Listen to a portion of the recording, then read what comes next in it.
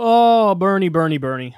What are we going to do with you, man? So, Bernie has been swinging and missing on this issue of Israel and Gaza, and he's been doing it repeatedly now. So he seems to have a position that at times is contradictory. He was harping away at the idea of a humanitarian pause, and he would always stress, nope, not a ceasefire. I'm against a ceasefire, but I'm for a humanitarian pause. All right, well, Bernie, you got exactly what you wanted, which is what? There was a brief pause in the fighting, and there were some hostage exchanges, and then Israel went right back to absolutely obliterating Gaza. Right now, over 50% of Gaza is destroyed. So you got what you wanted. And this is the outcome? Like, this is what you actually thought was an ideal way forward, is what's happening right now, and I'll get to the casualty numbers in a minute. But so yet again now, Bernie's asked on Face the Nation what he thinks should happen moving forward. And this is his answer. Progressives like Alexandria Ocasio-Cortez, Rashida Tlaib have been clear in calling for a ceasefire. You've taken some flack because you have not. The United States government is opposing a ceasefire as well, and they're isolated at the UN on that point. Why is it you oppose a ceasefire? Well, first of all, I strongly support and wish and hope that the United States will support the United Nations resolution that we vetoed the other day. That was a humanitarian pause, a humanitarian ceasefire that would have, by the way, called for the release of all of the hostages held by Hamas and would have allowed the UN and other agencies to begin to supply the enormous amount of humanitarian aid that the Palestinian people. In terms of a permanent ceasefire, I don't know how you can have a permanent ceasefire with Hamas, who has said before October 7th and after October 7th that they want to destroy Israel. They want a permanent war. I don't know how you have a permanent ceasefire with an attitude like that. The far-right coalition that is currently governing Israel has said outright genocidal things as well, and they are actively and actually preventing a Palestinian state from existing by any avenue, through any means whatsoever, whether it's the UN, direct negotiations, etc. So can the Palestinians then turn around and say, well, I never want to ever negotiate with them because look at who's running the government. It's Netanyahu, it's Likud, it's parties to his right, it's ultra-Orthodox fundamentalists, it's people like Itamar Ben-Gvir, who was a literal terrorist. So would it be fair for the Palestinians to say, hey, no negotiation ever, ever, ever, because they've said genocidal things about us, and they are actively preventing us from ever creating a state? So he's holding the Palestinians, he's holding Hamas to one standard and letting the Israeli government slide by the same standard. Because by his logic, the Palestinians will be able to turn around and say no negotiations ever, ever, ever, because look at who's running the Israeli government.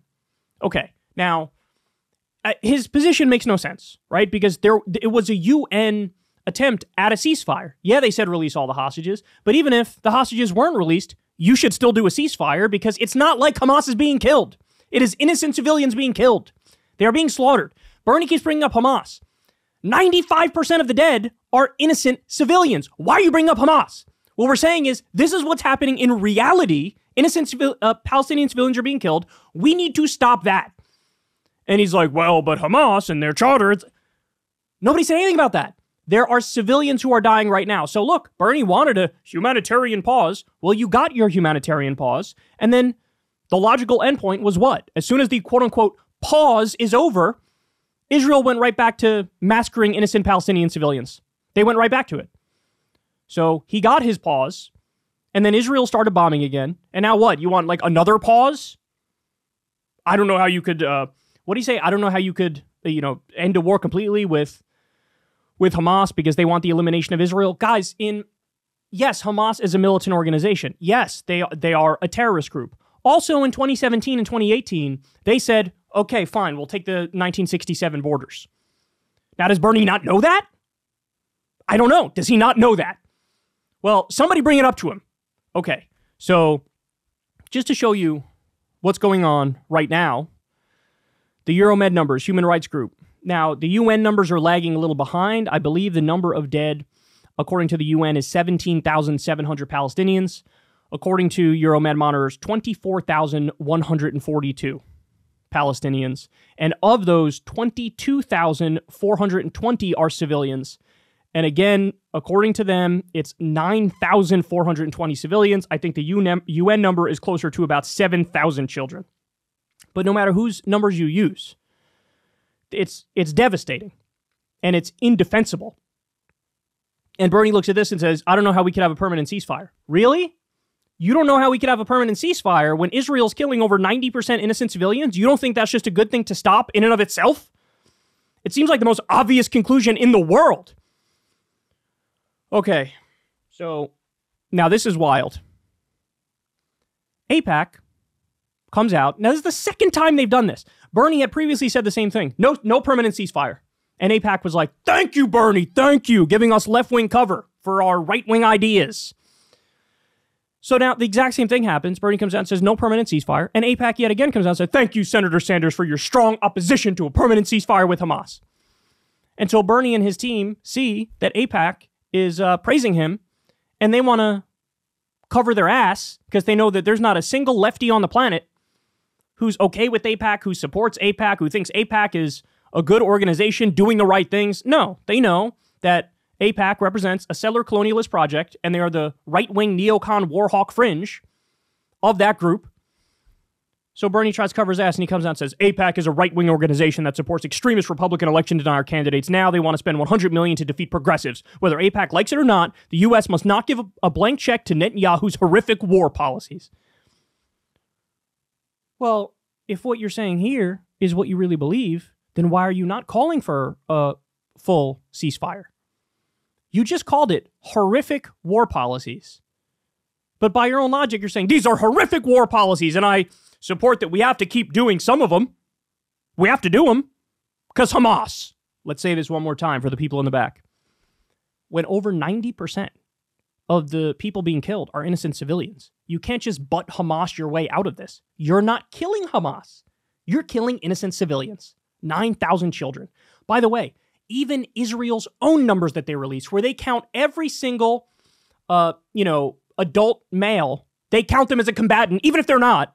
Even according to those numbers, it's 61% innocent civilians, which is a worse number than what Hamas got on October 7th and 8th. Hamas killed about 55% military targets, about 45% innocent civilians. Hamas has a better percentage of attacking military targets than Israel does.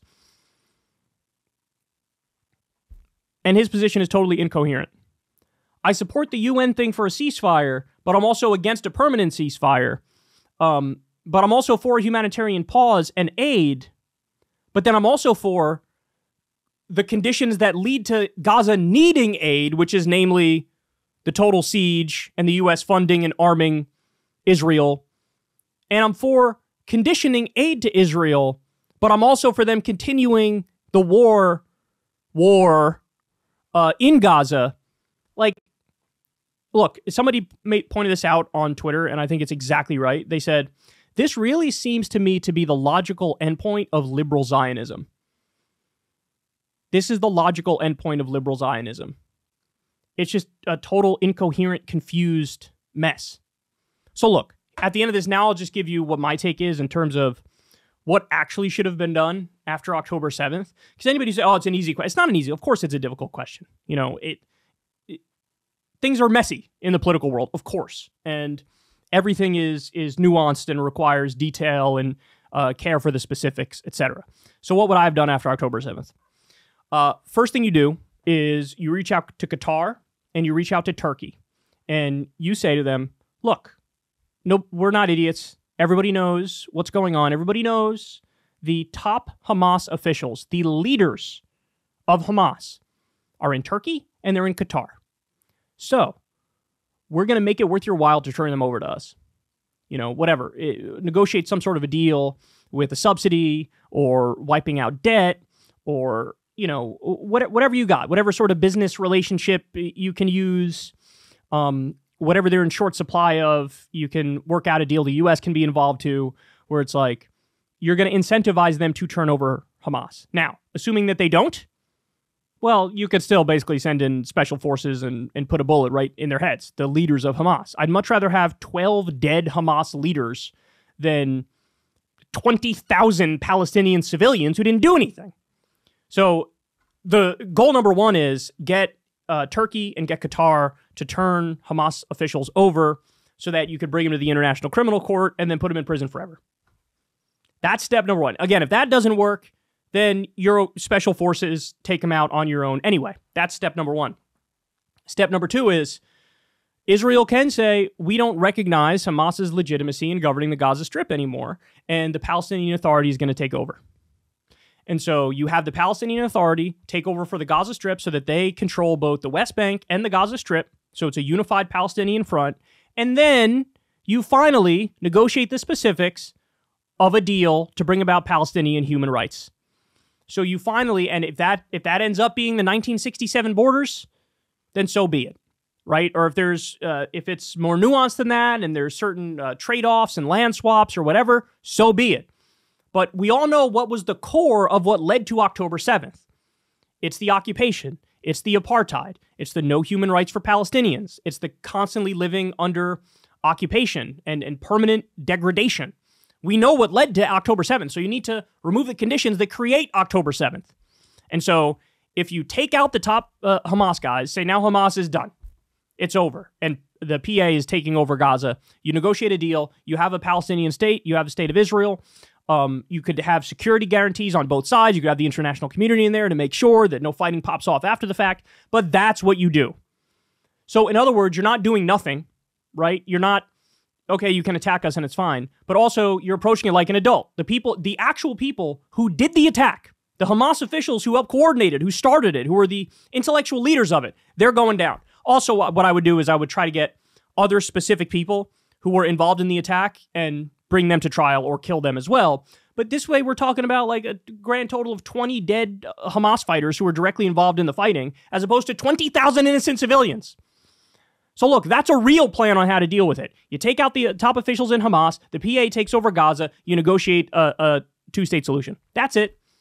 Instead, Bernie's incredibly confused, and it's kind of embarrassing on this issue. By the way, just so everybody understands, you can go back and see in 2014, during Operation Protective Edge, as Israel called it, they killed massive numbers of innocent Palestinian civilians. They were bombing indiscriminately back then, too.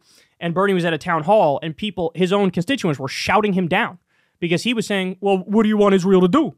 What do you want them to do? What do you want them to do? They got attacked. They got to react. And so even in 2014, when the number was over 80% of Palestinians who were killed in Operation Protective Edge were innocent civilians, he was still defending it. He was defending that back then. And so he has a track record of being wrong in a lot of these conflicts and being very willy-nilly with his concern for Palestinian civilians. So, but this one's even worse because you could tell how incoherent it is. I back a ceasefire, but also not a permanent ceasefire. I don't know how you can I don't know how you can stop with Hamas because Hamas wants to kill everybody. Even though in 2017 and 18 they said, fine, we'll take the 2018, we'll take the 1967 borders.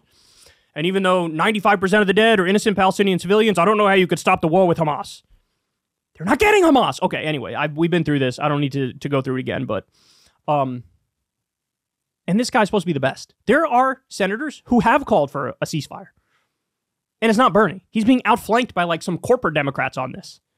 It's pathetic. Hey y'all, do me a favor and like and subscribe. It helps out big time in the algorithm. Click the bell as well for notifications when videos drop. And watch that video on screen right now. You know you want to.